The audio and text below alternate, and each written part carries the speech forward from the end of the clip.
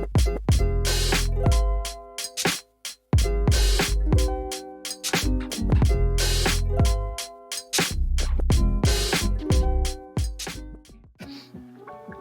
right, now we're starting to get into interesting territory, and this so this fight obviously closed out the prelims. We had a really good fight between PROCHAZKA and RAKIC.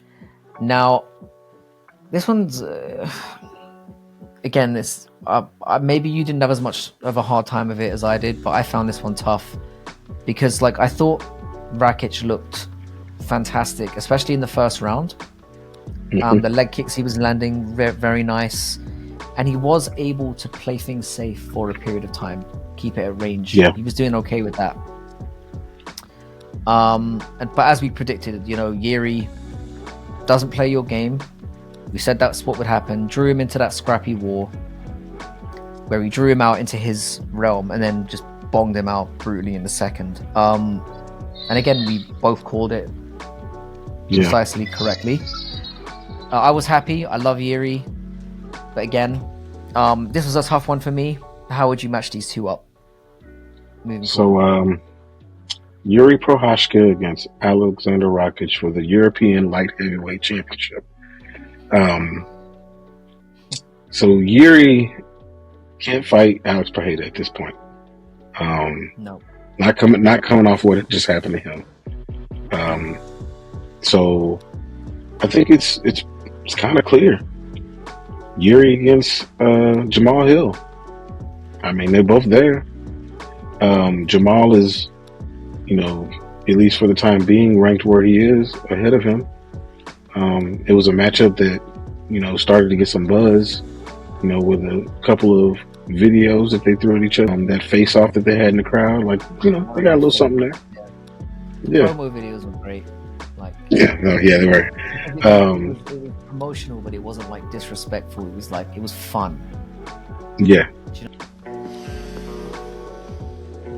Congratulations. I'm coming. I'm coming! But where you at, though? Where you at, though?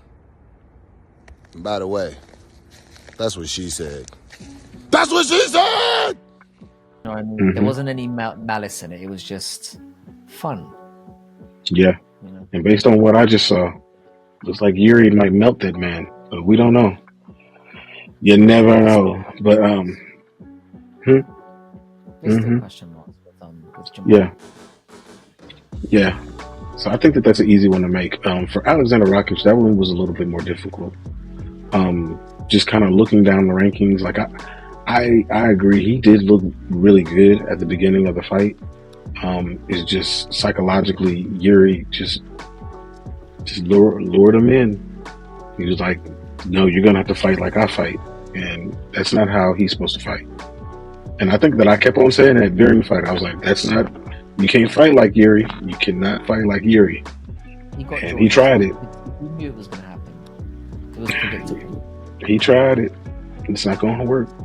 But I think that what would be cool is to see him against a more traditional, more, I guess you can call it disciplined, even though I think Jiri is disciplined in what he does. But a more disciplined, traditional striker. And I know this is not your guy, but I like this dude. So I would put Alexander RAKIC against Khalil Roundtree Jr., the Warhorse. And you know what? This is maybe the situation where we really see how good Khalil is. Is he this good or is he not? Because Alexander's going to let us know. So I think that would be a good test to find out how good Khalil really is. Yeah, this is bizarre because I believe we picked the same. The one with Jiri for me was a bit weird because he does kind of deserve to be in a title fight in a way, because I know he lost to Pereira quite badly, but he was doing well before he got caught slipping and clipped. It happens. He's kind of in a weird space where he's like I said, he's only lost once in 20 fights. And they're gonna do Ankalaev next for the title, even though I think Yuri deserves the title fight more than Ankalaev. I know a lot of people are gonna disagree with this, but I thought Ankalaev lost to Blachowicz, and beating Johnny Walker for me is worth nothing, in my opinion. I don't think you get a title fight for beating Johnny Walker. You don't. And especially as well, I'll add to this as well, he should have got disqualified in the first fight against Johnny Walker. Yeah, he should have. That should have been. It shouldn't have been a no contest. He should have been disqualified.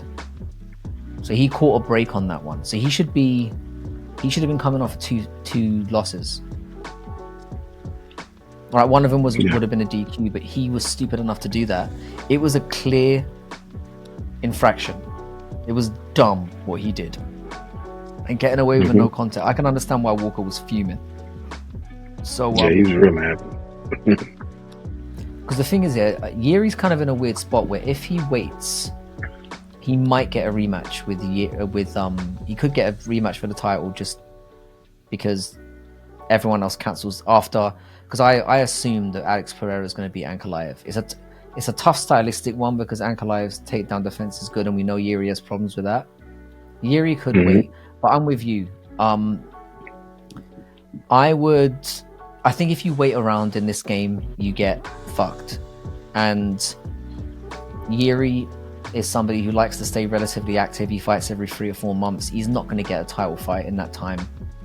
So yeah, I'm with you. I think they should do Jamal Hill.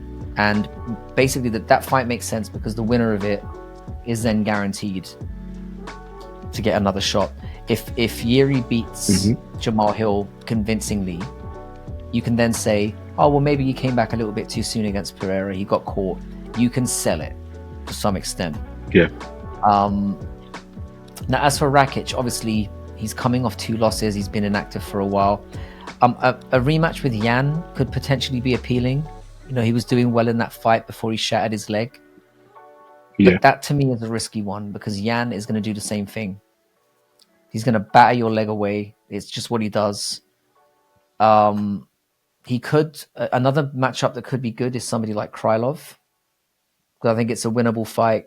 Krylov's on a similar, and Krylov's higher ranked than Khalil, which is why I put him in. I thought about Krylov. I didn't think about him. It gives you a jumping off point. You retain your spot. Yeah, because Krylov's not been booked and he's been off for a little while. Yeah, so, but I'm with that. I think Khalil would be a good matchup for him as well, because I think that's a winnable fight. Khalil's 8th. You beat him, you retain your spot at the very least, and it gives you another building block. So if I was Rakic, I'd take 6 months off. Obviously, he just got knocked out. Recover those cobwebs, and then I'd take one of those two.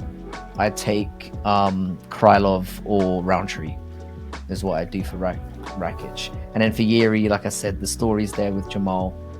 It makes sense ranking wise. And the thing is, yeah, if it's very, very possible that because if Alex beats, we'll get to Alex later. I won't spoil that now.